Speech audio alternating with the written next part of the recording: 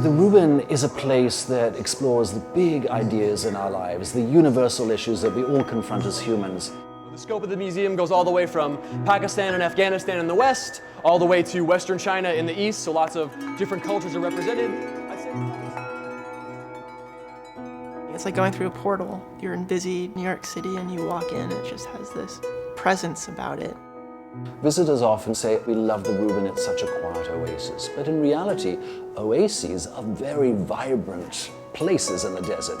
I think we offer a marketplace of ideas and experiences. So the story goes, Donald and Shelley Rubin were walking down the road and then they saw this piece in a gallery window. It was a painting of white Tara. We ended up buying the painting. And then over time, we ended up buying more art as we were able to.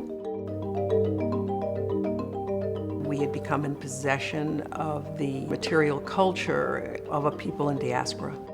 There became this imperative to share it. Art is the soul of mankind, and it should be available to all of us.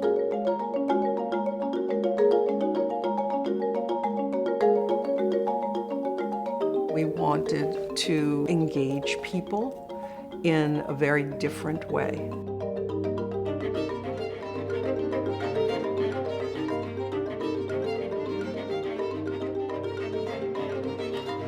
The Rubin Museum has an amazing array of modern, contemporary art juxtaposition with traditional art, which makes it even more interesting.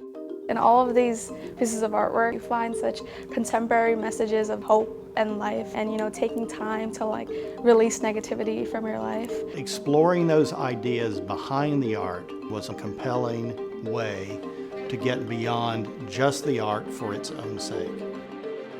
You have film nights, lectures, concerts. It's more than just a place to go look at something on a wall. It's a place to have an experience. It's one of the liveliest museums in New York, the liveliest museum in New York. To play here, you have to really immerse yourself in the whole vibe and story of this place.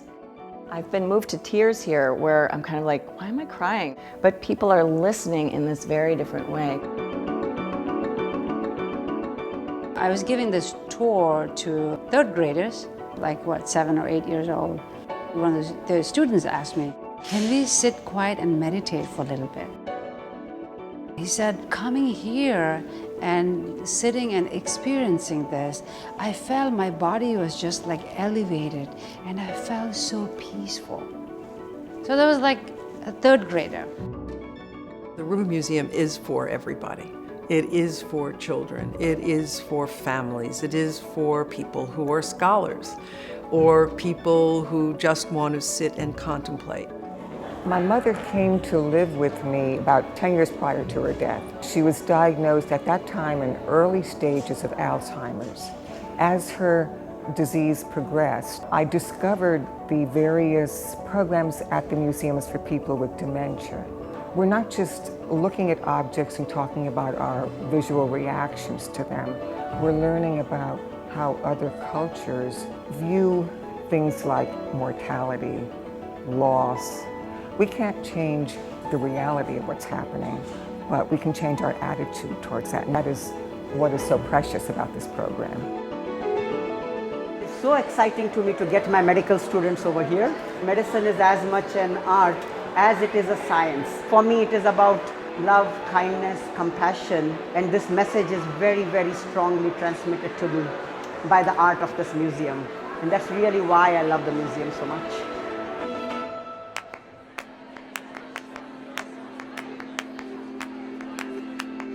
The diversity of what we do here is built into our DNA, and we're going to grow that in the coming decade.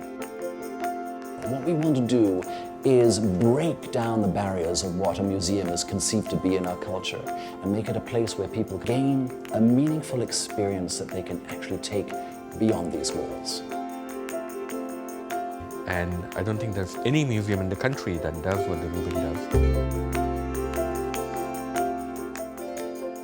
It's a well-kept secret. We are trying to make sure that it's no longer well-kept. We wanted the whole world to come and enjoy.